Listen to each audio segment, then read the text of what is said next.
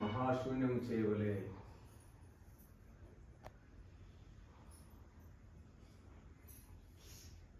సమాధి స్థితికి చేరుకునవలే బాబా యొక్క దివ్య చైతన్య శక్తిని అనుభవించవలే.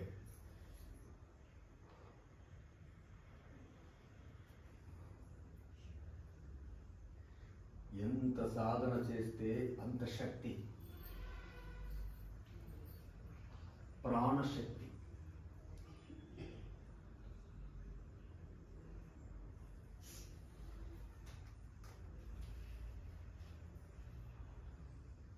అంతరంగంలో నిండి ఉన్నటువంటి బాబా యొక్క దివ్య చైతన్య శక్తిని అనుభవించాలి.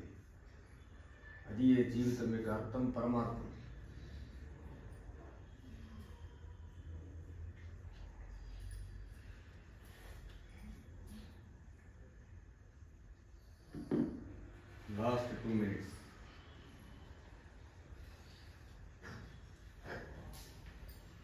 ఆలోచన వద్దు, ఏ భావన వద్దు, ఏ సమస్య లేదు. దైవిక యజ్ఞంలో ఎన్నో జన్మల పుణ్యం.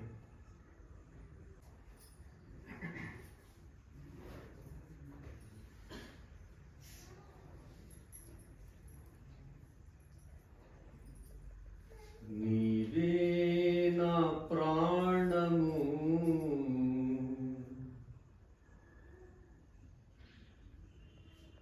నువ్వే నా ధ్యానము,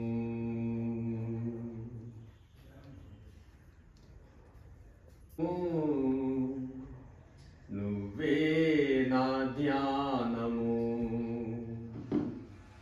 నీవే నా ప్రాణము, నీవే నా ధ్యానము. బాబా సాయి బాబా,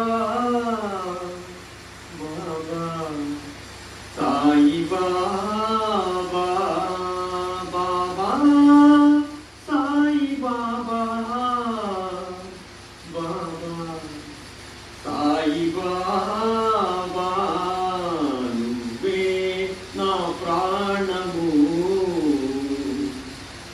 నువ్వే నా ధ్యానము, సాయి నీవే నా ధ్యానము.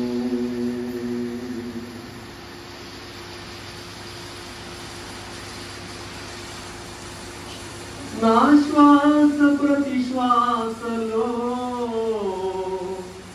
నీవే సాయి దేవుడు, నీవే సాయి బాబా, నువ్వే నా ప్రాణము, నీవే నా ధ్యానము, సాయి నీవే నా ప్రాణము,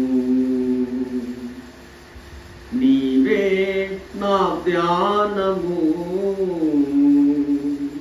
నీవే నా ప్రాణము, బాబా నీవే నా ప్రాణము. నా అడుగు సాయి దేవా, నా అడుగు ప్రతి అడుగులో నీవే సాయి దేవా, నా మాట ప్రతి మాటలో నీవే సాయి బాబా, నీవే నా ప్రాణము, నీవే నా ధ్యానము, సాయి నీవే నా ప్రాణము, నువ్వే నా ప్రాణము, నువ్వే నా ధ్యానము, సాయి నువ్వే నా ప్రాణము, సాయి నీవే నా ధ్యానము.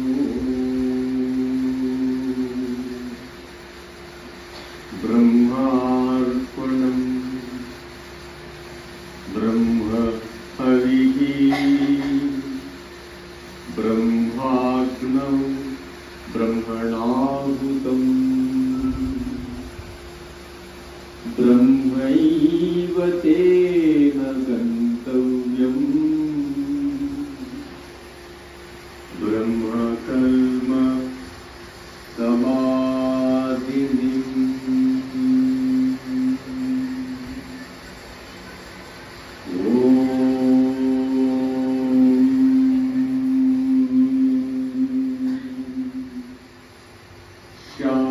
శాంతి శాంతి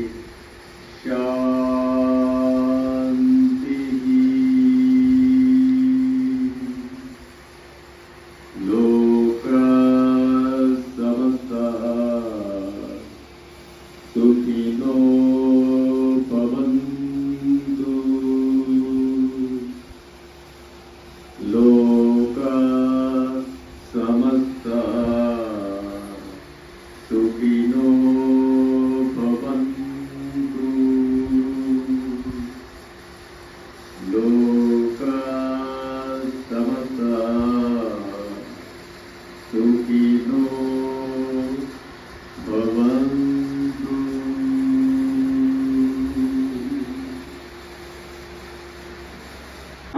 మనం ఈరోజు ఈ సమావేశానికి పవిత్రత, ముఖ్యత చాలా ఇంపార్టెంట్ అండి. మనం చాలా ధన్యవంతులమని ఎందుకు చెప్తున్నారంటే సారోళ్ళు, ఐక్యరాజ్య సమితి గుర్తించింది ఈరోజు ధ్యానం చేయాలి. First meditation day declared by the UNO belongs to our India. That is the great gift to given. అంటే ఒక ఐక్యరాజ్య సమితి గుర్తించింది ఈ ధ్యానం అనేది పుట్టుక కూడా భారతదేశంలోనే, ఈ భారతదేశంలో పుట్టింది.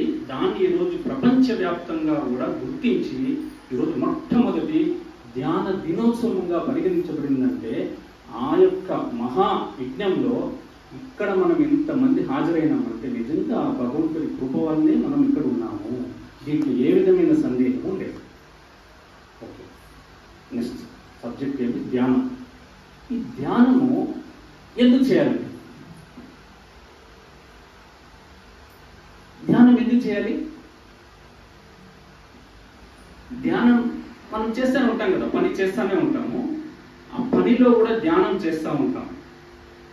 ధ్యానం అనేది ఎందుకు చేయాలి అంటే, ఎట్లా చేయాలి అంటే, మనము కాఫీ టీ తాగుతాం కదా. కాఫీ టీ తాగేటప్పుడు పాలు వచ్చిన తర్వాత పాలు వాటి దగ్గర పాత్ర తీసుకెళ్తాం కదా. ఆ పాత్ర ఎట్లా ఉండాలి? క్లీన్గా ఉండాలి. క్లీన్గా ఉండే పాలలో మనము పాలు కాంచి కాఫీ టీ తాగుతాం. ఒకవేళ ఆ పాత్ర పరిశుభ్రంగా లేదంటే ఏమవుతుంది? అదేవిధంగా మన మనస్సుని క్లీన్ చేసుకోవాలంటే ఏం చేయాలి? ధ్యానం చేయాలి. పరమహంస యోగానంద గారు అంటారు 3-fold system: body, mind, soul. ఈ మూడే, ఫిజికల్ బాడీ, మైండ్, సోల్. ఈ మూడు అనుసంధానం ఒకదానికి ఒకటి. ఎట్లా అంటే, ఈ శరీరము జాగ్రత్తగా ఉపయోగించుకొని మనము ధ్యానంలో కూర్చోవాలంటే శరీరం సహకరించాలి కదా.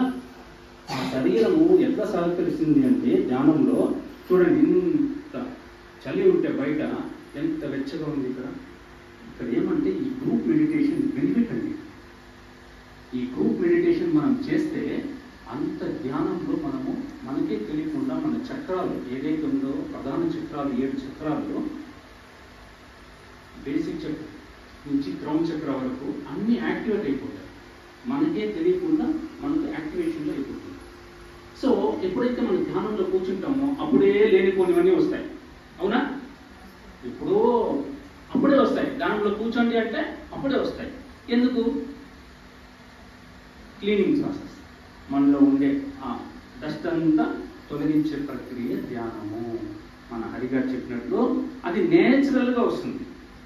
మనం కూర్చుంటే ఆ చెత్త అంతా వెళ్ళిపోతుంది. ధ్యానం బెనిఫిట్ ఏమి? రెండోది, కూర్చుంటే మనలో ఉండే డస్ట్బిన్ అంతా బయట వెళ్ళిపోతుంది. సో ఈ ధ్యానం యొక్క ప్రాముఖ్యత ఏమిటంటే, ఇప్పుడున్న స్థాయి నుంచి మనం ఉన్నత స్థాయికి ఎదిగే అవకాశం ధ్యానం కల్పిస్తుంది. చూడండి, మన ఫిజికల్ బాడీలో కొంచెంసేపు అన్ఈజీగా ఉంటుంది ధ్యానంలో కూర్చునేటప్పుడు. ధ్యానంలోకి వెళ్ళిన తర్వాత ఒకానొక మూమెంట్లో మన ఫిజికల్ బాడీ స్పృహే ఉండదు. అవునా కదా? మీరు ఆల్రెడీ కొంతమంది అనుభవించుంటారు ఈ స్థితిని. ఆ స్థితి ఆ ధ్యాన సమాధి స్థితి. మన బాలాజీ గారు చెప్పారు, ఆ సమాధి స్థితికి చేరుకోవాలి. క్లాప్స్ ఇవ్వండి. సమాధి స్థితి. ఆ సమాధి స్థితి అంటే ఏమండి? సమాధి అంటే ఏమండి? సమాధానం. ఓకే, సమ బుద్ధి కలిగి ఉండేది సమాధి. సమాధి స్థితి. ధి అంటే బుద్ధి. మనం సమాధి అంటే ఎప్పుడు చేస్తాము, చూస్తాము అంటే, ఎవరైనా శ్వాసను విశ్వాసం వదిలిన తర్వాత అది సమాధి అంటాం. మనము ఆ సమాధి స్థితిని ఇక్కడే పొందగలము అని మన బాలాజీ గారు చాలా అద్భుతంగా చెప్పారు. సమాధి స్థితి, సమబుద్ధి కలిగి ఉండడం. ఆ సమబుద్ధి ఎప్పుడు వస్తుంది? ధ్యానంలో లభిస్తుంది. శూన్య స్థితి అన్నారు. ఆ శూన్య స్థితినే సమాధి స్థితి.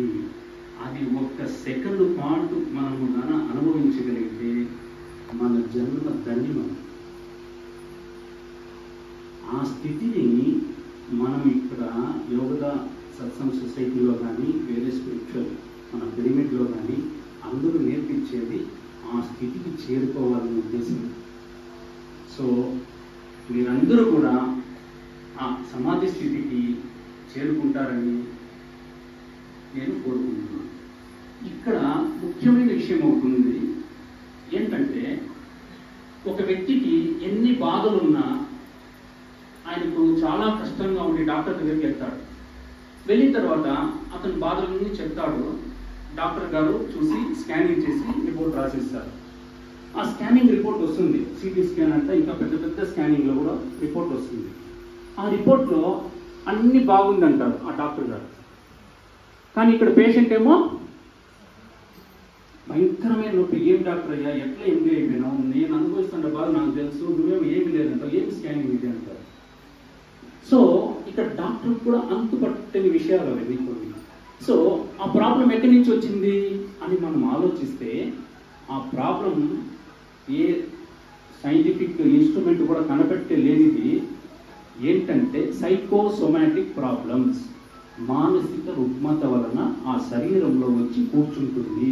చిన్నప్పటి నుంచి మనం పడిన గాయాలు, అవమానాలు ఇవన్నీ కూడా ఏదో ఒక రూపంలో తెలియకుండా మన బాడీలో వచ్చి చేరిపోతుంది. ఆ చేరిపోయిన ఆ సమస్యను తొలగించుకోవాలంటే ఏకైక మార్గం మనం ధ్యానం ద్వారా ఆ చక్రాలన్నీ శుద్ధి చేసుకొని అద్భుతంగా జీవించవచ్చు. మీరు కూడా జీవిస్తారని ఈ అవకాశం ఇచ్చిన ఆ దేవదేవుడికి, సాయినాథుడికి మనసా వాచ కృతజ్ఞత తెలుపుకుంటూ ధన్యవాదాలు. Thank you.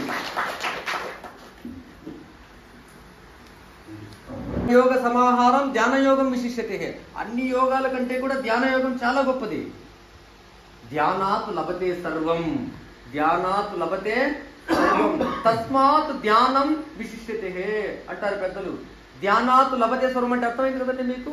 ధ్యానం చేస్తే అన్నీ వస్తుంది. ధ్యానం చేస్తే వస్తుంది, అన్నీ వస్తాయి. అన్నీ అంటే డాష్, అది మీరు ఏమైనా పెట్టుకోవచ్చు. ఆరోగ్యం కావాలి అన్నా, సంపద కావాలి అన్నా, ఏమైనా కానీ మన సంకల్పాలు స్థిరీకరింపబడాలి అన్నా, మన సంకల్పాలు మేనిఫెస్టో కావాలి అన్నా, మన కళ్ళ ముందు ప్రత్యక్షం కావాలన్నా, మన కోరికలు తీరాలన్నా, మన బిడ్డకు ఉద్యోగం రావాలన్నా, మన బిడ్డకు పెళ్లి కావాలి అన్నా, మన ఆరోగ్యం ఏమైనా ధ్యానాత్ లభతే సర్వం. ధ్యానం అనేది సర్వాన్ని మనకు ఇస్తుంది. మరి అంత అద్భుతమైనటువంటి యోగం ఈ లోకంలో మెడిటేషన్ మాత్రమే. అందుకే సర్వయోగ సమాహారం ధ్యాన యోగం విశిష్యతే. అన్ని యోగాల కంటే ధ్యాన యోగమే గొప్పది.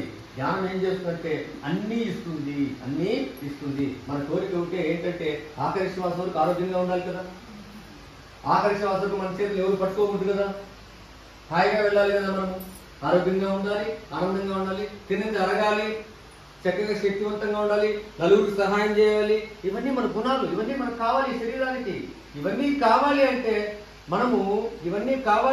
ఏదో ఒకటి చేయాలి కదా. ఏదో ఒకటి చేయకుండా ఇవన్నీ ఎలా వస్తాయి? మనసు కల్మషం అయిపోయింది, ఆహారం కల్మషం అయిపోయింది, గాలి కల్మషం అయిపోయింది, నీరు కల్మషము, అన్నీ కల్మషమే. కల్మషంలో జీవిస్తూ ఉన్నాం, కాలుష్యంలో జీవిస్తూ ఉన్నాం. ఇంత కాలుష్యంలో ఉన్నటువంటి ఆహారము, నీరు, గాలి అవన్నీ తీసుకుంటూ ఉన్నాం శరీరానికి. ఆ లోపలికి వెళ్ళి ఏం చేస్తుందా అంత విషంలాగా పనిచేస్తుంది మనకు లోపల.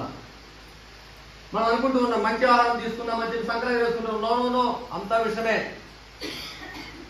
మరి విషపూరితమైనటువంటి కాలుష్యపూరితమైనటువంటి ఈ వాతావరణంలో జీవిస్తున్నాం కాబట్టి దానికి మన ప్రత్యామ్నాయం, మనల్ని మనం చక్కదిద్దుకోవాల్సినటువంటి అవసరం ఉంది, మనల్ని ఆరోగ్యంగా చేసుకోవాల్సిన అవసరం ఉంది. కాబట్టి మనకు ఆరోగ్యము, మన శక్తి, మన యుక్తి, మన జ్ఞానము అన్ని సమకూర్చేది ఏంటంటే ఒక మెడిటేషన్, ధ్యానం మాత్రం. అందుకోసమే ప్రతి శనివారం చక్కగా మనం మరింత మంది ఇక్కడ కూర్చొని శ్రద్ధగా బాబా యొక్క దివ్యధామంలో, బాబా యొక్క దివ్య పాదపద్మముల వద్ద కూర్చొని చక్కగా మనం సాధన చేస్తే బాబా యొక్క కృపా కటాక్షాలు కూడా మనం పొందవచ్చు. ఎందుకంటే బాబాకు ధ్యానం అంటే చాలా ఇష్టం. బాబా అంటేనే మెడిటేషన్ అంటేనే బాబాకు ధ్యానం అంటే చాలా ఇష్టం. ధ్యానం చేసేవాళ్ళంటే చాలా ఇష్టం. మన పక్కన బాబా వచ్చి కూర్చుంటాడు సూక్ష్మ రూపంలో, మనకు తెలియదు అవన్నీ కూడా. అవన్నీ అనుభవించాలంటే ఇది ఒక అద్భుతమైనటువంటి ప్రదేశం. మరి ఈ ప్రదేశానికి మిమ్మల్ని ప్రతి శనివారం ఖచ్చితంగా అందరూ విచ్చేసి చక్కగా ధ్యానం చేసి మనం శక్తివంతంగా ఉంటూ సమాజాన్ని శక్తివంతంగా ఉండేటట్లు చేస్తూ మన బిడ్డలకు, మన కుటుంబానికి మనము ఆదర్శంగా ఉంటూ మన జీవితాన్ని ధన్యం చేసుకోవాలి. ఒక చిన్న విన్నపం అంతే మీ అందరికీ. అందరూ ఈ మాంసాహారం సేవిస్తున్నారు మీరందరూ. ఈ మాంసాహారం సేవించడం వల్ల ఏమవుతుందంటే కర్మను తీసుకుంటున్నారు మీరు. వాళ్ళు ఏం చేస్తున్నారు? ఎందుకంటే ఒక రైతు పండుతాడు, వాళ్ళకి స్వార్థం లేదు. ఆ స్వార్థం లేని ఆహారం మనం తింటే స్వార్థం లేకుండా మనం జీవిస్తాం. మాంసాహారం అంటే ఏమైందంటే వాడు ఎక్కడో తీసుకొని వస్తాడు, వాడు కట్ చేస్తాడు, మీరు తింటారు, వాని కర్మ అనుభవిస్తాడు, ఆ కర్మ మీరు అనుభవిస్తుంటారు. కాబట్టి మాంసాహారం తక్కువ చేసుకోండి. ఈ మన శాకాహారం అలవాటు చేసుకోండి. అదొక శాకాహారం అలవాటు చేసుకుని అనుకోండి, ఆటోమేటిక్గా ధ్యానం వచ్చేస్తుంది ఆటోమేటిక్గా. ఎందుకంటే సత్వం ఉంటుంది కాబట్టి, సస్యాహారిలో సత్వం ఉంటుంది కాబట్టి అదే ఈక్వల్గా ఉంటుంది. మీరు మాంసాహారం ఎంత తీసుకుంటారో సస్యాహారం కూడా శాకాహారం కూడా అదే పవర్ ఉంటుంది, అదే శక్తి ఉంటుంది. కాబట్టి ఎక్కువ అదే తినేదానికి అందరూ సహకరించండి ఈ ధ్యానం కోసం. అదేవిధంగా దేహమే దేవాలయం అంటారు. గుడిలో పోతాము, అదొక దేవాలయము. దేవులలో దేవుడు ఉంటారు.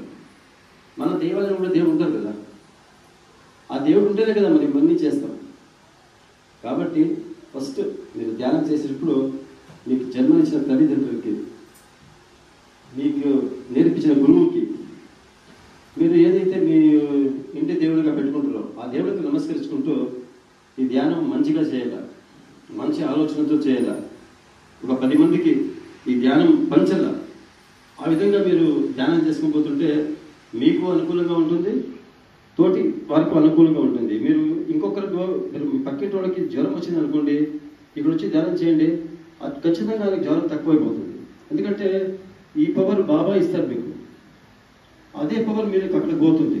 అదే మీకు ఏదైతే జ్వరం వచ్చిందో అబ్బాయికి చేరుతుంది, అమ్మాయికి చేరుతుంది. కాబట్టి మీరు ఈ సంకల్పాలు తీసుకోరండి, వేరే సంకల్పాలు తీసుకొని వచ్చి ధ్యానం కూడా చేసుకోవచ్చు, వాళ్ళ గురించి ధ్యానం చేసుకోవచ్చు. ఎందుకంటే గురువు దాన్ని యాక్సెప్ట్ చేస్తారు. ఎందుకంటే మనం వేరే ఊరి కోసం చేస్తున్నాం ధ్యానం, కాబట్టి అది కూడా యాక్సెప్ట్ అవుతుంది. మీరు బాగుండండి, ఇంకొకరు కూడా బాగా చేయండి. ఇదే ఒక చిన్న సందేశం బాబా ఇచ్చిన. స్వామి చాలా మంచి సందేశం ఇచ్చారు. ఈ 25 సంవత్సరాల్లో స్వామి నుంచి మేము విన్న సత్సంగం ఇదేనేమో మొదటిది. అంటే ఎప్పుడు స్వామి సత్సంగాలు దూరంగానే ఉంటారు, అంటే మాట్లాడరు, ఎప్పుడన్నా పర్సనల్గా మాట్లాడతారు.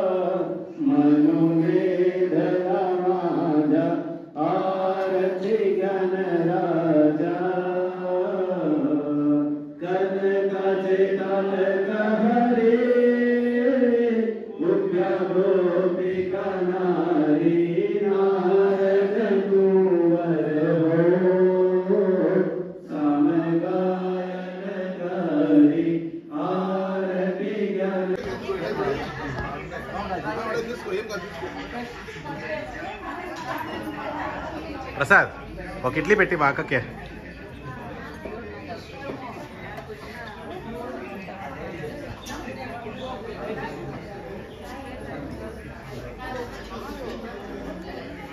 ప్రసాద్ ఒక ఇడ్లీ పెట్టి, ఒక ఇడ్లీ అక్క అక్క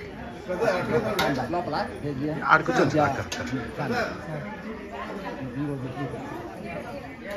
ఒక ఇడ్లీ తినండి.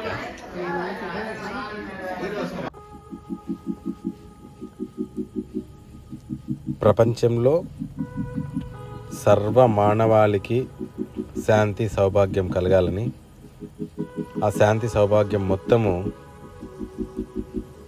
మనిషి యొక్క మనసులోనే ఉందని గుర్తించిన ప్రపంచ దేశాలు భారతదేశ సహాయంతో యునైటెడ్ నేషన్స్ వాళ్ళు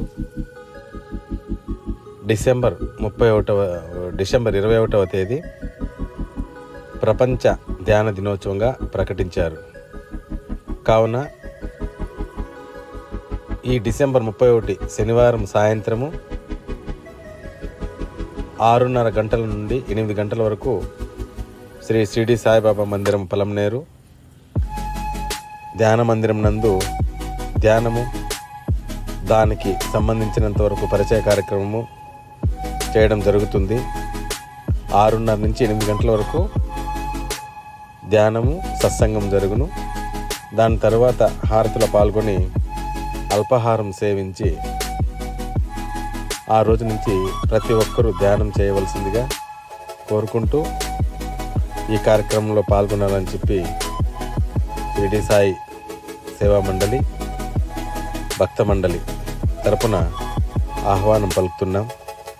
కాబట్టి సాయి భక్తులందరూ శనివారం సాయంత్రం 6:30 గంటలకు ధ్యానము, దాని యొక్క విశిష్టతను తెలుసుకొని ప్రారంభం చేయడానికి అందరూ షిరిడి సాయిబాబా మందిరంకు విచ్చేయవలసిందిగా మనవి. ఓం సాయిరామ్.